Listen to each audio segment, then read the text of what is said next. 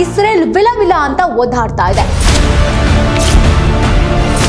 ಪರಸ್ಪರ ಎರಡೂ ದೇಶಗಳು ಕೂಡ ಯುದ್ಧದ ಕಾರ್ಮೋಡದಲ್ಲಿದೆ. ಈಗಾಗಲೇ ಇಸ್ರೇಲ್ ಪಣ ತೊಟ್ಟಿದೆ. ಡಜನ್ ಗಟ್ಟಲೆ ಜೆಟ್ಗಳನ್ನ ಕಳುಹಿಸಿಕೊಟ್ಟಿದೆ. ಇಸ್ರೇಲ್ ಹಾಗೂ ಇರಾನ್ ನಡುವಿನ ಸಂಘರ್ಷ ಮತ್ತಷ್ಟು ಉಲ್ಬಣವಾಗ್ತಾ ಇದೆ. 21 ಇಸ್ರೇಲ್ ನಾಗರಿಕರಿಗೆ ಗಾಯವಾಗಿದೆ. ಈ ಯುದ್ಧದ ಕಾರ್ಮೋಡ ಎಲ್ಲಿಗೆ ಬಂದು ನಿಲ್ಲುತ್ತೆ? ನಮಸ್ಕಾರ ವೀಕ್ಷಕರೇ, ನ್ಯಾಷನಲ್ ಟಿವಿ ಸ್ಪೆಷಲ್ ಸೆಗ್ಮೆಂಟ್ಗೆ ಸ್ವಾಗತ. ನಾನು ಪಲ್ಲವಿ ಎನ್ರಾಜ್. ಇರಾನ್ ಹಾಗೆ ಇಸ್ರೇಲ್ ನಡುವೆ ಯುದ್ಧದ ವಾತಾವರಣ ನಿರ್ಮಾಣವಾಗಿದೆ. ಪರಸ್ಪರ ಎರಡೂ ದೇಶಗಳು ಕೂಡ ಯುದ್ಧದ ಕಾರ್ಮೋಡದಲ್ಲಿದೆ. ಭಯಾನಕವಾದ ದಾಳಿಯನ್ನ ಎರಡೂ ದೇಶಗಳು ಕೂಡ ಮಾಡ್ತಾವೇ ಇದೆ. ಇರಾನ್ ಸುರಿಸಿದ ಮಿಸೈಲ್ ಮಳೆಗೆ ಇಸ್ರೇಲ್ ವಿಲ ಅಂತ ಓದಾಡ್ತಾ ಇದೆ.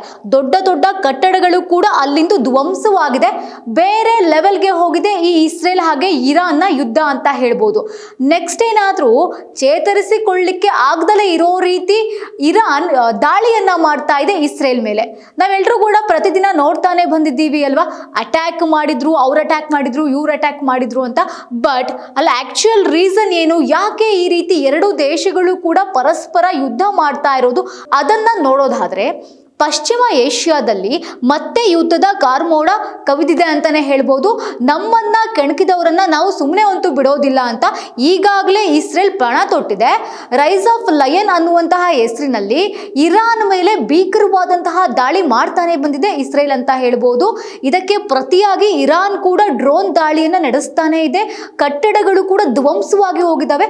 ಅಲ್ಲಿನ ಜನರಿಗೆ ಬದುಕಲಿಕ್ಕೆ ಅಸಾಧ್ಯವಾಗ್ತಾ ಇದೆ ಈ ಎರಡೂ ದೇಶಗಳ ನಡುವೆ ಏರ್ಪಟ್ಟ ಒಂದು ಬಿಕ್ಕಟ್ಟಿಂದ.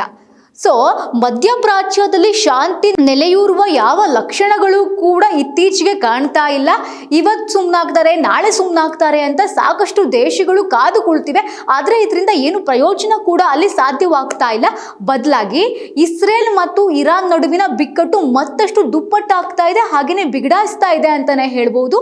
ಉಭಯ ದೇಶಗಳ ಮಧ್ಯೆ ದಾಳಿ ಪ್ರತಿದಾಳಿ ಎರಡೂ ಕೂಡ ಪ್ರತಿನಿತ್ಯವೂ ಕೂಡ ನಡೀತಾನೆ ಇದೆ. ನಮ್ಮ ಭಾರತದಲ್ಲಿ ಆಪರೇಷನ್ ಸಿಂಧೂರ್ ರೀತಿಯೇ ಇಸ್ರೇಲ್ ಆಪರೇಷನ್ ರೈಸಿಂಗ್ ಲಯನ್ ಅಂತ ಹೆಸರನ್ನ ಇಟ್ಕೊಂಡು ಡಜನ್ ಗಟ್ಟಲೆ ಜೆಟ್ಗಳನ್ನ ಕಳುಹಿಸಿಕೊಟ್ಟಿದೆ. ಇರಾನ್ನ ಪರಮಾಣು ಸ್ಥಾವರಗಳ ಮೇಲೆ, ಮಿಲಿಟರಿ ನೆಲೆಗಳ ಮೇಲೆ ಭೀಕರವಾದಂತಹ ದಾಳಿಯನ್ನ ನಡೆಸ್ತಾ ಇದೆ. ಈ ದಾಳಿಯಲ್ಲಿ ಇರಾನ್ನ ಪ್ಯಾರಾಮಿಲಿಟರಿ ರೆವಲ್ಯೂಷನ್ ಗಾರ್ಡ್ ಮುಖ್ಯಸ್ಥ ಜನರಲ್ ಹೋಸೈಲ್ ಸಲಾಮಿ ಹತ್ಯೆಗೆ ಈಡಾಗಿದ್ದಾರೆ. ಇದರಿಂದ ದ್ವೇಷ ಎರಡು ದೇಶಗಳ ಮಧ್ಯೆ ಹೆಚ್ಚಾಗಿ ಹೋಗ್ತಾ ಇದೆ. ಇದರಿಂದಾಗಿ ಏನಾಗ್ತಾ ಇದೆ ಅಂದ್ರೆ ಇಸ್ರೇಲ್ ಹಾಗೂ ಇರಾನ್ ನಡುವಿನ ಸಂಘರ್ಷ ಮತ್ತಷ್ಟು ಉಲ್ಬಣವಾಗ್ತಾ ಇದೆ. ಇರಾನ್ನ ಪ್ಯಾರಾಮಿಲಿಟರಿ ರೆವಲ್ಯೂಷನರಿ ಗಾರ್ಡ್ ಮುಖ್ಯಸ್ಥನ ಹತ್ಯೆಗೆ ಪ್ರತೀಕಾರವಾಗಿ ಏನಾಗುತ್ತೆ ಅಂತಂದ್ರೆ ಇರಾನ್ ಕ್ಷಿಪಣಿ ದಾಳಿಯನ್ನು ನಡೆಸ್ತಾ ಹೋಗುತ್ತೆ. ಸೆಂಟ್ರಲ್ ಇಸ್ರೇಲ್ನ ಟೆಲ್ ಅವಿವ್ ನಗರದ ಮೇಲೆ ಮಿಸೈಲ್ ದಾಳಿಯನ್ನ ನಡೆಸಿದ್ದು, ಭೀಕರವಾಗಿ ದಾಳಿಯನ್ನ ನಡೆಸಿದೆ. ಇರಾನ್ನ ಕ್ಷಿಪಣಿಗಳು ಜನವಸತಿ ಪ್ರದೇಶಗಳ ಮೇಲೆ ಬಿದ್ದಿದ್ದು, ಈ ದಾಳಿಯಲ್ಲಿ ಸುಮಾರು 21 ಇಸ್ರೇಲ್ ನಾಗರಿಕರಿಗೆ ಗಾಯವಾಗಿದೆ. ಇದ್ರ ಬಗ್ಗೆ ಮಾಹಿತಿ ಕೂಡ ಲಭ್ಯವಾಗ್ತಾ ಇದೆ.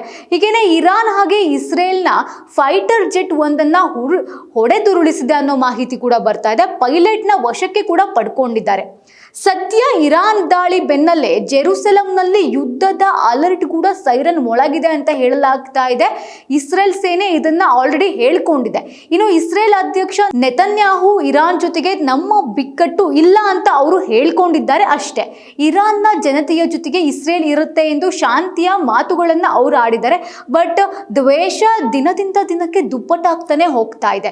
ಯಾಕೆ ಈ ರೀತಿ ಯುದ್ಧ, ಯಾಕೆ ಇವರು ದ್ವೇಷವನ್ನ ಮಾಡಿಕೊಂಡು ವರ್ಷಾನ್ಗಟ್ಲೆ ಯುದ್ಧ ಮಾಡ್ತಾರೆ ಅಂತ ನಾವು ನೋಡೋದಾದ್ರೆ, ಕಳೆದ ಕೆಲ ತಿಂಗಳುಗಳಿಂದ ಇರಾನ್ ಭಾರಿ ಪ್ರಮಾಣದಲ್ಲಿ ಪರಮಾಣು ಬಾಂಬ್ ಅನ್ನ ತಯಾರಿಸಲು ಅಗತ್ಯವಾದಂತಹ ಯುರೇನಿಯಂ ಅನ್ನ ಸಂಸ್ಕಾರ ಮಾಡಿ ತನ್ನಲ್ಲಿ ತಾನು ಇಟ್ಕೊಂಡಿರುತ್ತೆ.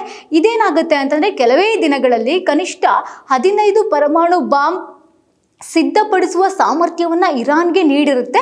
ಇದು ಮುಂದಿನ ದಿನಗಳಲ್ಲಿ ತನ್ನ ಅಸ್ತಿತ್ವಕ್ಕೆ ಭಂಗ ತರುವ ಸಂಗತಿ ಎದುರಾಗುತ್ತೆ. ಹೀಗಾಗಿ ನಮ್ಮ ಅಸ್ತಿತ್ವವನ್ನ ಉಳಿಸಿಕೊಳ್ಳುವ ನಿಟ್ಟಿನಲ್ಲಿ ಇರಾನ್ ಏನು ಮಾಡುತ್ತೆ ಅಂತಂದ್ರೆ ಪರಮಾಣು ಬಾಂಬ್ ತಯಾರಿ ಸಾಮರ್ಥ್ಯವನ್ನ ನಾಶ ಮಾಡಲೇಬೇಕು ಅನ್ನೋ ಉದ್ದೇಶದಿಂದ ಇರಾನ್ನ 200ಕ್ಕೂ ಹೆಚ್ಚು ಸ್ಥಳಗಳ ಮೇಲೆ ಇಸ್ರೇಲ್ ಏನು ಮಾಡುತ್ತೆ, ಕ್ಷಿಪಣಿ ಮತ್ತು ಡ್ರೋನ್ಗಳ ದಾಳಿಯನ್ನ ನಡೆಸ್ತಾ ಹೋಗುತ್ತೆ. ಇದರಿಂದ ಏನಾಗುತ್ತೆ ಅಂದ್ರೆ ದ್ವೇಷ ದಿನದಿಂದ ದಿನಕ್ಕೆ ಹೆಚ್ಚಾಗ್ತಾನೆ ಹೋಗುತ್ತೆ. ಇದರ ಜೊತೆಗೆ ಇಸ್ರೇಲ್ ಇಸ್ರೇಲ್ ವಿರುದ್ಧ ಸದಾ ದಾಳಿಯನ್ನ ನಡೆಸ್ತಾ ಇರುವಂತಹ ಹಮಾಸು ಹಿಜ್ಬುಲ್ಲಾ ಉಗ್ರರಿಗೂ ಕೂಡ ಇರಾನ್ ಆರ್ಥಿಕ ಮತ್ತೆ ಸೇನಾ ನೆರವನ್ನ ನೀಡ್ತಾ ಇರೋದಕ್ಕೆ ಅವರಿಗೆ ದ್ವೇಷ ಜಾಸ್ತಿ ಆಗ್ತಾನೆ ಹೋಗುತ್ತೆ. ಜೊತೆಗೆ ತನ್ನ ವಿರುದ್ಧ ಸಂಚು ರೂಪಿಸುವಂತಹ ಇರಾಕ್ ಹಾಗೆ ಲೆಬನಾನ್, ಸಿರಿಯಾ, ಗಾಜಾದಲ್ಲಿನ ವಿವಿಧ ಸಂಘಟನೆಗಳನ್ನ ಇರಾನ್ ಏನ್ ಮಾಡ್ತಾ ಹೋಗುತ್ತೆ, ಬೆಂಬಲವನ್ನ ಕೊಡ್ತಾನೆ ಹೋಗುತ್ತೆ, ಪುಷ್ಟಿಯನ್ನ ಕೊಡ್ತಾನೆ ಹೋಗುತ್ತೆ. ಇದು ಇಸ್ರೇಲ್ನ ಆಕ್ರೋಶಕ್ಕೆ ಕಾರಣವಾಗ್ತಾ ಹೋಗುತ್ತೆ. ಇನ್ನು ಪೂರ್ಣ ಪ್ರಮಾಣದ ಯುದ್ಧದ ಮುನ್ಸೂಚನೆ ಏನಾದ್ರೂ ಇದು ಆಗಿರಬಹುದಾ?